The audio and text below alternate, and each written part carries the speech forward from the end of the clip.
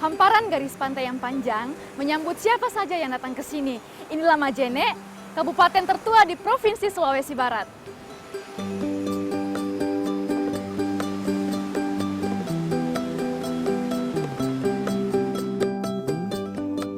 Kabupaten Majene membentang di pesisir barat Pulau Sulawesi. Butuh sekitar 4 jam perjalanan dari pusat kota Mamuju, ibu kota Sulawesi Barat, sampai ke Majene. Sebagai daerah pesisir, sudah pasti ikan jadi salah satu kekayaan alam yang tak perlu diragukan. Olahan ikan jadi konsumsi sehari-hari warga di sini. Kabupaten Majene ini adalah salah satu kabupaten di antara 6 kabupaten di Sulawesi Barat. Kabupaten Majene ini dengan panjang pantai 125 km, terdiri dari 8 kecamatan, dengan jumlah penduduk sekitar 170.000 jiwa. Kemudian mayoritas masyarakat Majene itu adalah petani dan nelayan, dan sebagian adalah usaha-usaha mikro.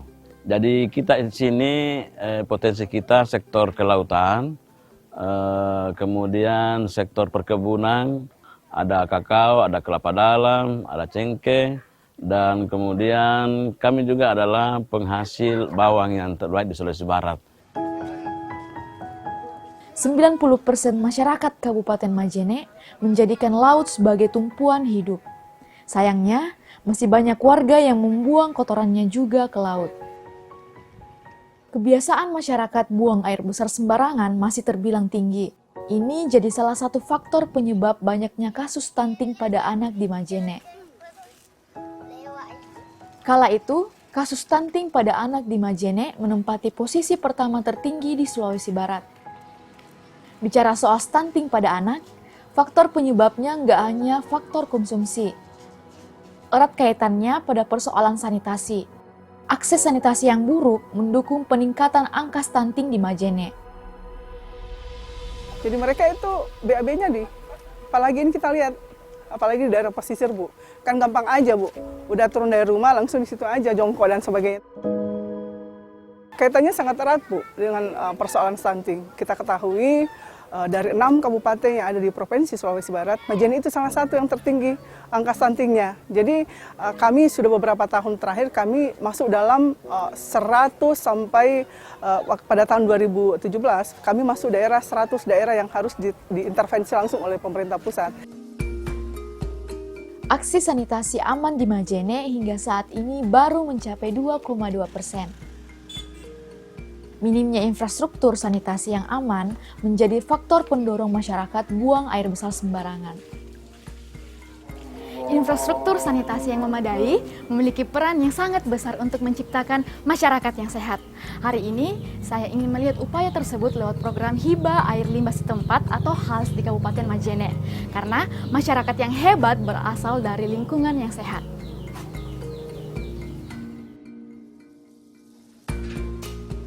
Pemerintah Kabupaten Majene terus berupaya mengubah perilaku masyarakat dalam mewujudkan akses sanitasi yang layak menjadi aman dan berkelanjutan. Arah kebijakan tersebut sejalan dengan arah kebijakan nasional di sektor limbah. Untuk meningkatkan akses sanitasi bagi masyarakat di Kabupaten Majene, pemerintah daerah Kabupaten Majene mengikuti program Hibah Air Limbah Setempat atau HALS yang diselenggarakan oleh pemerintah pusat. Tahun ini, Majene menjadi salah satu dari 49 kabupaten kota yang terpilih untuk mengikuti program Hibah Air Limbah Setempat. Program ini tentu saja bertujuan untuk mendukung pencapaian akses sanitasi yang layak dan aman bagi 22,56% penduduk Indonesia atau setara dengan 61,6 juta jiwa penduduk Indonesia. Hal ini mengacu pada data dari Bappenas bahwa pencapaian akses sanitasi layak pada akhir tahun 2019 baru mencapai 77,44%, termasuk 7,5% akses aman di dalamnya. Kami berharap pemerintah daerah atau pemerintah kota kabupaten semakin banyak atau tertarik untuk mengikuti program Hibah Air Limbah Setempat di kedepannya. Mengapa? Karena tidak hanya program ini akan mengganti sebagian investasi dari yang sudah dikeluarkan oleh pemerintah kota kabupaten, tapi juga di saat yang bersamaan pemerintah kota kabupaten dapat meningkatkan capaian standar pelayanan minimal di tiap-tiap rumah tangga untuk air limbah domestik. Majene telah berpartisipasi dalam program HAL sejak tahun 2017 hingga sekarang. Terhitung sudah ada 1.774 tangki septik individu yang dibangun di Majene. Salah satunya di Desa Rangas, yang lokasinya berada tak jauh dari pesisir pantai. Desa ini menjadi salah satu contoh keberhasilan penerapan program hibah air limbah setempat.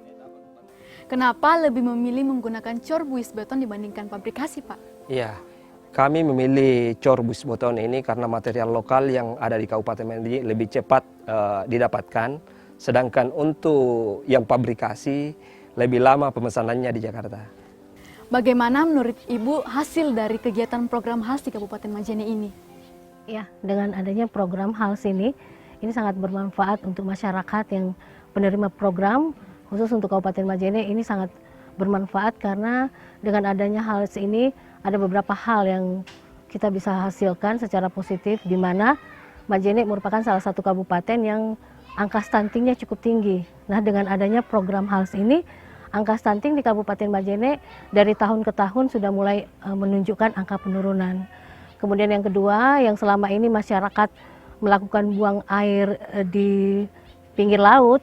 Nah, dengan adanya HALS ini, masyarakat sudah bisa merubah pola hidupnya dengan memanfaatkan jamban-jamban yang ada dengan adanya septic tanki ini. Apakah tahun depan akan ikut program HALS lagi? Insya Allah. Jadi karena memang program HALS ini sangat bermanfaat untuk kabupaten, sehingga insya Allah tahun depan Kabupaten Majene sudah mengajukan peminatan, dan beberapa kecamatan dan desa yang ada di Kabupaten Majene juga sudah mengajukan ke kabupaten agar mereka juga dimasukkan sebagai penerima program HALS ini, karena benar-benar program ini sangat bermanfaat untuk kabupaten, dan nilai positifnya ini sudah sangat menunjukkan penurunan angka-angka stunting. Kemudian sudah ada beberapa kecamatan desa yang sudah ODF dengan adanya program HALS ini. Agar tak mencemari lingkungan, tangki septik harus memiliki kualitas yang mengacu pada standar nasional Indonesia. Pastikan kedap air, volume tangki yang sesuai dengan SNI, memiliki lubang kontrol dan ventilasi, serta tersedia pipa masuk dan keluar. Limbah juga harus dipastikan disedot sekali dalam 3 tahun, diangkut dan dibuang dengan truk tinja secara reguler ke instalasi pengolahan lumpur tinja. Sebelumnya kenapa Bapak nggak punya tangki septik? Kami di sini masyarakat kurang mampu, Mbak. Jadi untuk membeli bahan-bahan ini agak susah. Manfaat yang Bapak rasakan sendiri setelah adanya tangki septik ini bagaimana? Ya, alhamdulillah, Mbak. Selama ada tangki septik ini, masyarakat tidak lagi membuang ke pantai, BAB ke pantai. Pengurasan tangki septik harus dilakukan secara berkala, disesuaikan dengan daya tampung tangki. Karena kotoran yang masuk ke tangki yang sudah penuh tidak akan mengalami pengolahan lagi. Jika tidak disedot, kotoran tersebut bisa merembes ke tanah dan mencemari lingkungan, termasuk mencemari air tanah yang digunakan masyarakat sebagai sumber air bersih. Adanya tangki septik membuat pembuangan limbah jadi lebih terarah. Pencemaran lingkungan jadi bisa ditekan. Pengadaan tangki septik dari program hibah air limbah setempat juga menstimulasi kesadaran warga akan sanitasi yang aman. Terbuktinya dengan kesadaran membangun bilik kamar mandi secara swadaya. Masyarakat sangat berterima kasih kepada pemerintah di Kabupaten Majene. Kenapa demikian? Karena dulunya kami ya begitulah, bukan airnya besarnya itu di pinggir pantai pencemaran masalah ini. Jadi sekarang sudah bagus. Saya akui jempol ini Kabupaten Majene saya program ini paling bagus. Terima kasih.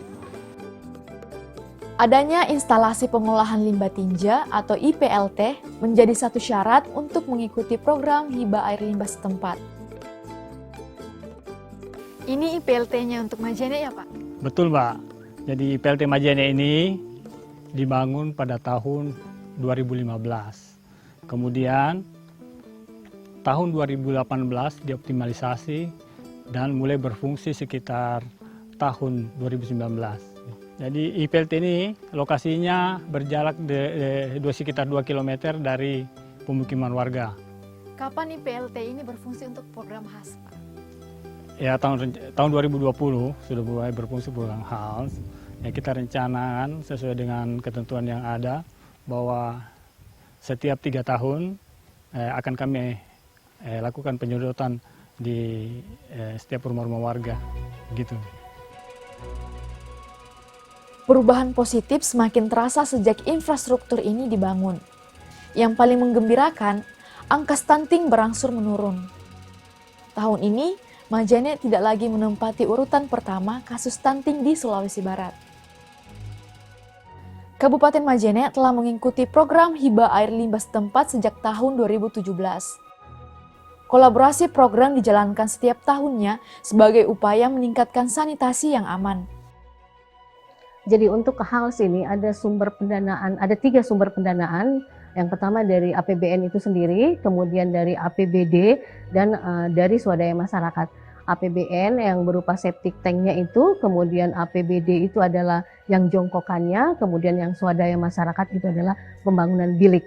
Dengan adanya program HALS ini merupakan salah satu infrastruktur dalam rangka menurunkan angka stunting di kabupaten kami, Kabupaten Majene. Nah, program HALS ini sejak tahun 2017 sampai 2020 ini terjadi penurunan angka stunting yang cukup signifikan, sehingga memberikan nilai positif bahwa ternyata program ini sangat berhasil dalam rangka menurunkan angka stunting di kabupaten kami. Dalam rangka mensinergikan apa yang menjadi target nasional dan menjadi capaian di kabupaten, yakni 100-100, mengakses 100% kan sanitasi di Kabupaten Majene. Nah, HALS ini adalah salah satu program dalam rangka kabupaten kota pencapaian dari akses 100% sanitasi. Kesulitan yang dihadapi di lapangan itu yang pertama itu terkait pada dukungan cuaca. Karena kita berada di wilayah pesisir sering terkena suatu cuaca dari angin laut sehingga mungkin beberapa kendala yang terjadi di lapangan. Terus yang berikutnya itu bahwasanya ada di wilayah-wilayah Kabupaten Majene yang berada di wilayah pegunungan yang cukup membutuhkan suatu sumber pembiayaan pengangkutan bahan baku ke objek-objek di titik-titik masyarakat yang ada di wilayah pembangunan HALS tersebut. Dari cerita hari ini, setujukan bahwa program hibah air limbah setempat mampu menciptakan kondisi lingkungan yang bersih dan mendorong perilaku hidup sehat bagi warga. Semoga kita bisa terus mendengar kabar gembira seperti ini dari seluruh penjuru Indonesia ya. Bersama, kita wujudkan Indonesia yang bersih dan sehat. Setelah pemerintah kota kabupaten dinyatakan layak untuk mengikuti program hibah air limbah setempat dan dapat memenuhi persyaratan sesuai yang diatur di dalam pedoman pengelolaan program hibah air limbah setempat, Kementerian Keuangan akan menerbitkan surat persetujuan penerusan hibah yang akan ditindaklanjuti dengan pelaksanaan penandatanganan perjanjian hibah daerah antara Kementerian Keuangan dengan kepala daerah. Untuk mengikuti program hibah air limbah setempat, persyaratan utama bagi setiap pemerintah kota kabupaten tentu saja memiliki instalasi pengolahan lumpur tinja dan masih memiliki idle capacity untuk bisa mengelola lumpur tinja dari tangki septik yang nantinya terbangun. Kami akan melaksanakan survei baseline untuk mengecek kesesuaian daftar calon penerima manfaat yang disampaikan oleh pemerintah daerah dengan persyaratan kriteria yang diatur dalam pedoman pengelolaan hibah air limbah setempat. Kemudian setelah pelaksanaan perjanjian atau penandatanganan perjanjian hibah daerah tersebut, baru pemerintah daerah dapat melaksanakan konstruksi pembangunan tangki septik sesuai dengan kriteria teknis yang telah ditetapkan dalam pedoman.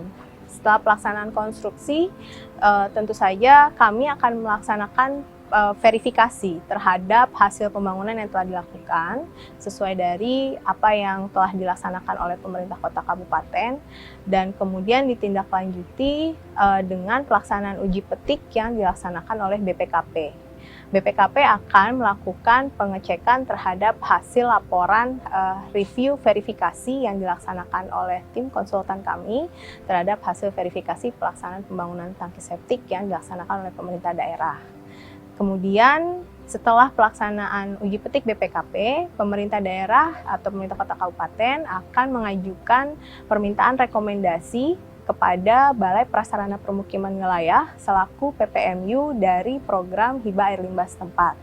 Berdasarkan hasil rekomendasi tersebut, kami CPMU Hibah Sanitasi akan menerbitkan surat pertimbangan penyaluran dana hibah kepada Direktorat Jenderal Perimbangan Keuangan sebagai dasar pemerintah daerah melaksanakan atau mengajukan proses pencairan dana hibah. Kemudian, pemerintah kota kabupaten juga dipersyaratkan untuk memiliki strategi sanitasi kota yang masih terupdate. Kemudian dari situ kami akan mengirimkan penawaran untuk mengikuti program, dan pemerintah daerah diminta untuk menyampaikan dokumen persyaratan yang diatur sesuai dengan pedoman pengelolaan program hibah air limbah setempat.